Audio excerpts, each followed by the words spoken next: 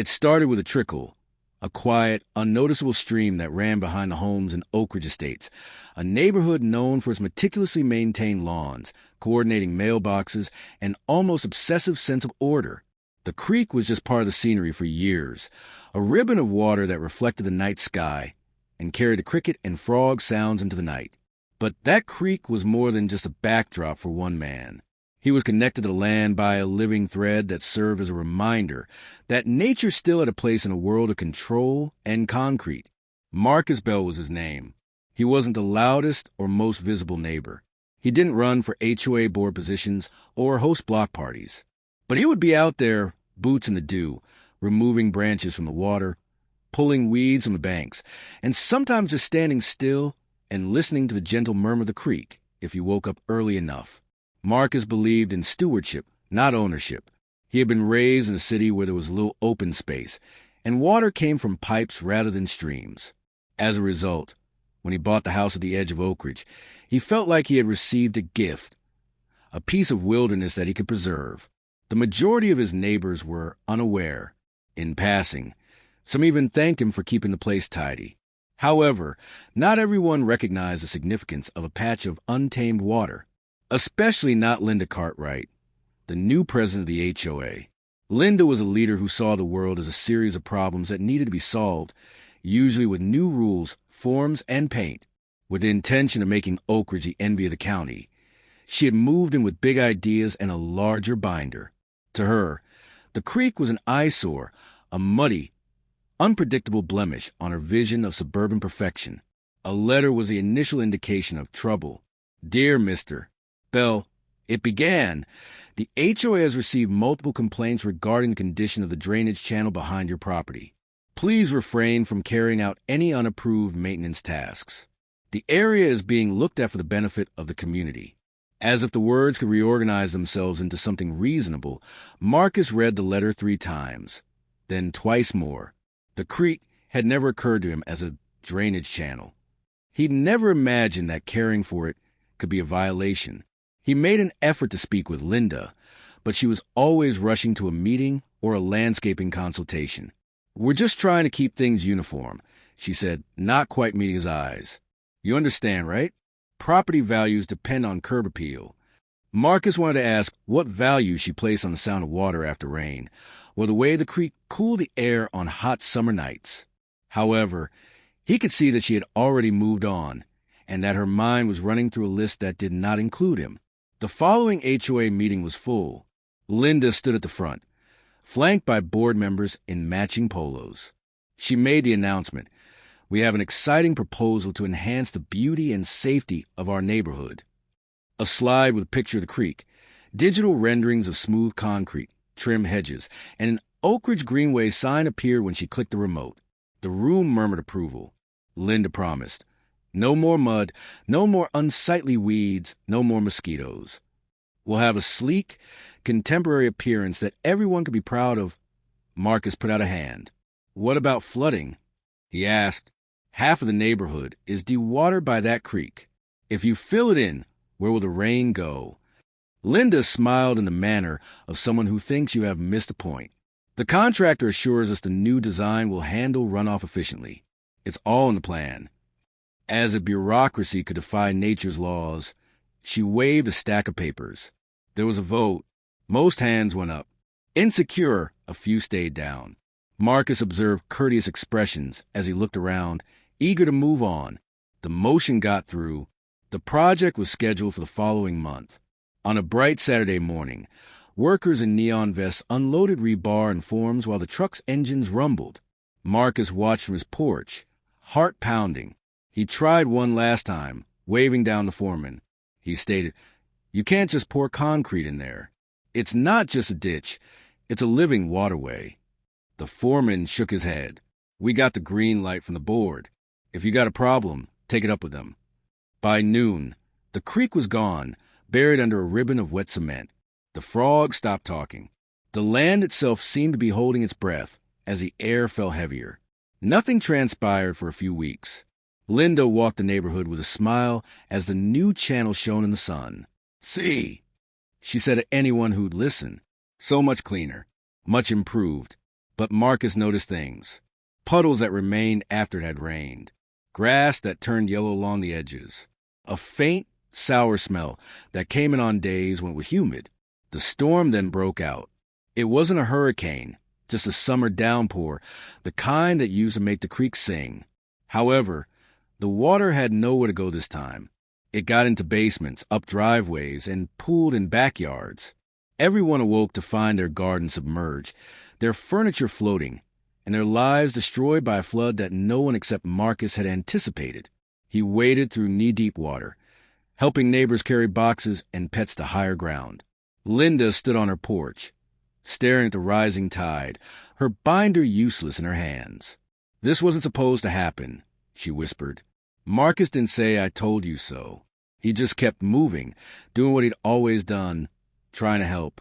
By the time the rain stopped, Oak Ridge Estates looked like a disaster zone. The ruined lawns and bereaved families were captured on camera as the reporters arrived. HOA project turns neighborhood into swamp was a headline of the story. The county sent inspectors, who shook their heads and took notes. The insurance companies called it man-made negligence. An emergency meeting was called by the HOA board, but no one responded. Mud was sucking at Marcus' boots as he stood at the edge of the broken channel. He felt a deep, quiet rage as he observed the buckling, cracked concrete, not at Linda or the board, or even the neighbors who'd voted yes, but at the arrogance that thought paperwork and cement could stop a river. The days following the flood felt like a slow-motion unraveling, with each hour bringing a new layer of disbelief, regret, and blame. However, there was also a strange, steadfast hope that maybe, just maybe, things could be fixed if only someone would listen. Neighbors who had previously waved politely were now seeking him out, their voices hushed and urgent, asking what could be done, how this could happen, and whether the damage was truly irreversible. Marcus found himself at the center of a storm he never wanted to be in. He tried to explain, as simply as he could, that water always finds its way, that nature doesn't care about HOA votes or beautification plans, that the creek had been a safety valve for the whole neighborhood, quietly carrying away the excess until it was smothered under concrete. Some nodded, understanding dawning in their eyes, while others clung to hope that the county or the insurance companies would swoop in and fix everything, as if the consequences of collective decisions could be erased with check or new policy. In the meantime, Linda hid behind closed doors with her confidence shaken and her phone ringing constantly with irate calls and requests for information she did not have. As if Marcus's warnings had somehow summoned the flood, the board rushed to shift blame, blaming the contractor, the weather, and even Marcus himself for interfering with the process. The creek had been a living system, and when it was buried, the balance was disrupted. However, anyone who was willing to see the truth could see it. The report from the county inspector was damning, with words like unauthorized alteration, failure to obtain permits, and increased flood risk due to obstruction of natural drainage. The news spread quickly, and soon Oak Ridge Estates was the subject of heated debates on local radio, social media, and even the evening news, where Marcus's quiet dignity stood in stark contrast to the board's evasions. He didn't want to be in the spotlight, but he knew how powerful it could be. When a reporter asked him what he would tell other communities facing similar choices, he said it bluntly. You can't outvote gravity. You can't pave over a problem and expect it to disappear. If you don't respect what's natural, you'll pay the price. People who saw in Marcus's story a warning for their own neighborhoods and lives shared and cited the words, which had an impact far beyond Oak Ridge. The true cause of the flood became clear as the cleanup began, not only in the destroyed furniture and water-damaged walls, but also in the shattered trust between neighbors and the sense of safety that had been washed away with the topsoil. Angry and embarrassed residents called for the board's resignation, while others called for legal action, investigations, and even criminal charges. Marcus, for his part, focused on what he could control, helping those who needed it, organizing volunteers to clear debris, and quietly documenting every conversation, every promise, every new crack in the concrete channel. He knew the fight wasn't over, that the board would try to salvage their authority, that the insurance companies would look for any excuse to deny claims, that the county's slow wheels of justice might grind to a halt once the cameras left. But he also saw something new in his neighbors, a willingness to question, to learn to admit mistakes. One morning, his neighbor Norma brought him coffee and said, "I never thought about the creek until it was gone. I simply assumed that someone else would handle it. Apologies, Marcus." Recognizing that it was a small step toward healing, he smiled as he accepted her apology. Under increasing pressure, the board called a special meeting in the community center, with tension in the air and the smell of wet carpet. Linda read prepared statements about unexpected circumstances and commitment to restoration in an effort to regain control. But the crowd, whose patience had been worn thin by weeks of chaos, was agitated, not just about the flood, but also about the culture of control and conformity that had brought them here, how dissent was silenced, and how nature was treated as a nuisance rather than a neighbor. Residents rose to speak one by one. Marcus listened, his heart heavy but hopeful, as people who had once voted against him now demanded accountability, transparency, and a new approach to community leadership. The meeting ended with a vote of no confidence, Linda stepping down as president, her voice trembling as she handed over the gavel. This time, a new board was elected with the responsibility of listening, learning, and repairing the flood's deeper wounds as well as the physical damage. Marcus was asked to be an advisor, which he reluctantly accepted because he was aware that real change would require more than just new faces and fresh promises. It would necessitate a mental shift and the willingness to view the creek as a partner to be respected rather than a problem to be solved. As the sun set over Oak Ridge, the air still heavy with the scent of mud and hope, Marcus walked the length of the broken channel, imagining what it could become if given the chance to heal. He knew the road ahead would be long, filled with setbacks and second-guessing, but for the first time since the concrete was poured, he felt a sense of possibility, a belief that, with enough patience and persistence, even the deepest wounds could be mended. The weeks that followed were a blur of insurance adjusters, county officials, and the low, constant hum of dehumidifiers running in every other house. But beneath the surface, something fundamental had shifted in Oak Ridge Estates, a current of reckoning that ran deeper than the floodwaters ever had. Marcus began receiving calls from neighbors who had never spoken to him more than a few times before. Their voices were raw with worry and regret, and they wanted advice on everything from how to talk to their children about what had happened to mold remediation. He listened attentively and offered any assistance he could, but he also made it abundantly clear that the actual work was only just beginning, and that restoring the creek, as well as the community, would necessitate more than just patching drywall or filing claims. The new board, eager to prove their commitment to change, invited environmental experts to walk the site, their boots sinking into the soft, waterlogged ground as they explained in careful, measured tones how the creek had once acted as a natural sponge, absorbing and redirecting rainwater, and how its loss had left the neighborhood exposed and vulnerable. The experts' words were sobering, but they also offered a way forward. The creek could be brought back, its banks could be rebuilt, its flow could be restored, and its role as a quiet protector of the neighborhood could be restored with the right restoration plan. The board voted unanimously to pursue the project, and for the first time, Marcus felt a cautious optimism, a sense that the lessons of the flood might actually take root. But not everyone was ready to move on. Some residents, still traumatized by the loss of their belongings and the humiliation of national headlines, complained about the restoration costs, increased fees, and whether or not it was worth the effort to restore a creek that, in their minds, had always been more of a nuisance than a neighbor. Marcus understood the frustration, but he also knew that the alternative, doing nothing, pretending the problem had been solved with a new board and a few apologies, would only invite disaster to return.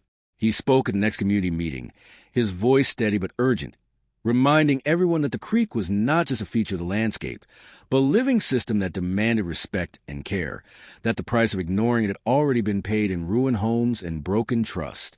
As if the flood had washed away not only soil but also the old certainty that control and safety were synonymous, the room became quieter and more attentive to his words. The restoration project began in earnest, with volunteers clearing debris, planting native grasses, and working alongside county crews to remove the cracked concrete and reshape the banks. Marcus was there every day, shovel in hand, guiding the work, answering questions, and quietly documenting the progress, not for praise or recognition, but to ensure that the mistakes of the past would not be forgotten. The work was hard, and there were a lot of setbacks, like unexpected rainstorms, supply delays, and occasional rekindling of old resentments. But eventually, the creek started to come back. The water was clear and cool. The banks were alive with the sound of insects, and children who had never seen it as anything other than a problem laughed. The change was not just physical. It was also cultural. Neighbors who had previously kept to themselves now shared tools, stories, and meals, forming bonds through the shared restoration work. Even Linda, the former president, returned to help, her pride softened by the humility of experience, her hands dirty from planting saplings along the water's edge. She and Marcus spoke little, but when they did, it was with a new understanding, a recognition that leadership was not about control, but about listening, learning, and sometimes admitting you were wrong. The aftermath of the flood became a lesson that would shape Oak Ridge for many years to come as the neighborhood began to heal over the course of the months. The flood scars were gradually covered by new growth. The simple act of watching the creek flow once more, its waters washing away the last traces of arrogance and fear, and its presence serving as a reminder that true security comes not from dominance, but from harmony with the world around us, was what Marcus, the ever-quiet steward, found satisfying. As the first spring after the restoration arrived, Oak Ridge estates looked different. Not just in the way the grass grew thicker along the newly revived creek or how the wildflowers returned to banks, but in the way neighbors greeted each other, the way children played near the water's edge, and the way Marcus felt when he walked the path he'd once feared would be lost forever. The story of the flood had faded from the headlines, but its lessons lingered in every conversation, every community meeting, every cautious glance at the sky when rain clouds gathered.